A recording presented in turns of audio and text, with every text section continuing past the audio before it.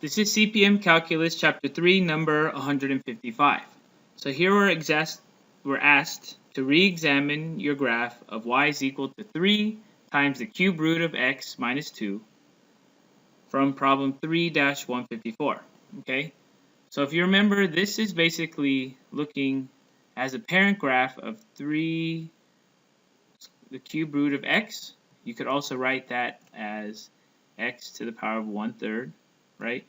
And it's shifted to the right by 2. And it's also stretched vertically 3 units.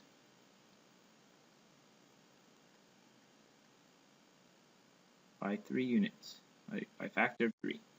Okay, so we could sketch this. Let's go ahead and sketch it again. Look at our x-axis and our y-axis, right? So let's go ahead and put some points. 1, 2, 3, 4, 5 for x. And -1, -2, -3. Alright, 1, 2, 3. -1, -2, -3. So let's use our calculator to quickly sketch this. So we have 3 times, and let's write it with the fractional exponent. So it's 3 times x minus 2 to the power of 1/3. Right? Let's graph it.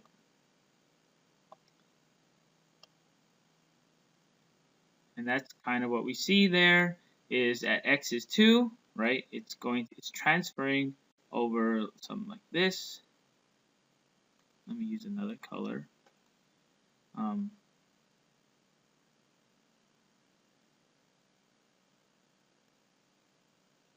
Something like this, right? All right, so let's put away our calculator. So part A, draw a tangent line to y at x is equal to 2. Okay, so x is equal to 2.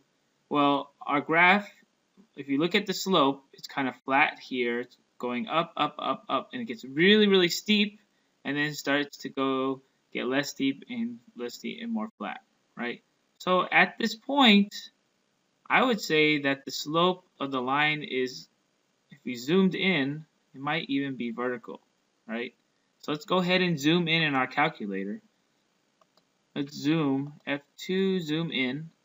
Let's zoom in right at x is equal to 2. Okay, we're close to there. Let's zoom in there. Come on. Alright, so we see that it is kind of vertical. Let's zoom in a little more. Because if we keep zooming in, soon we're going to just have what it's, right? Okay, so it's not quite vertical, but if we zoom in completely, let's zoom in even more. Zoom in.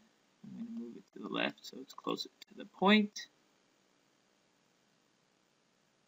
Okay, yeah, see, it's beginning to look vertical.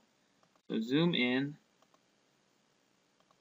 just one more time, because right there at that point, the linearization, like if we zoom in, it's basically a vertical line there. So the slope, the tangent, right, is also going to be vertical, right? So okay, so right there is the tangent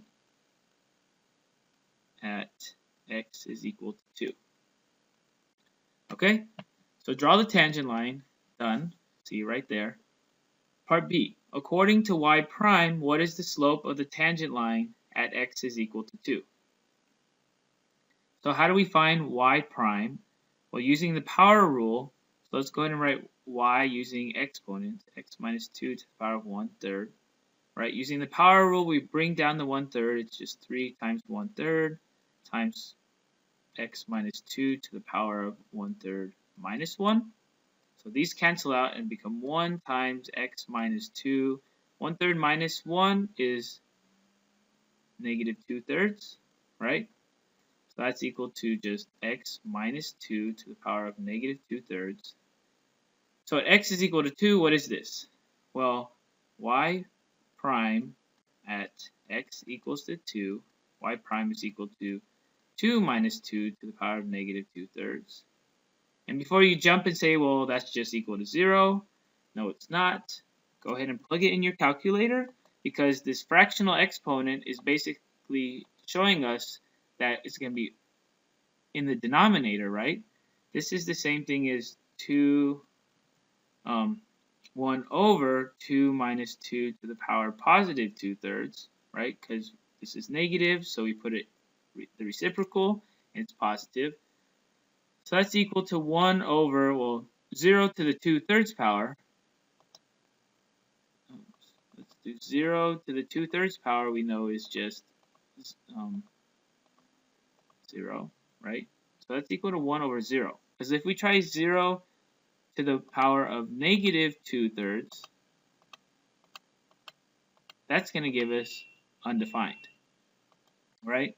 So this, the slope, right, y prime is undefined at x is equal to 2, right?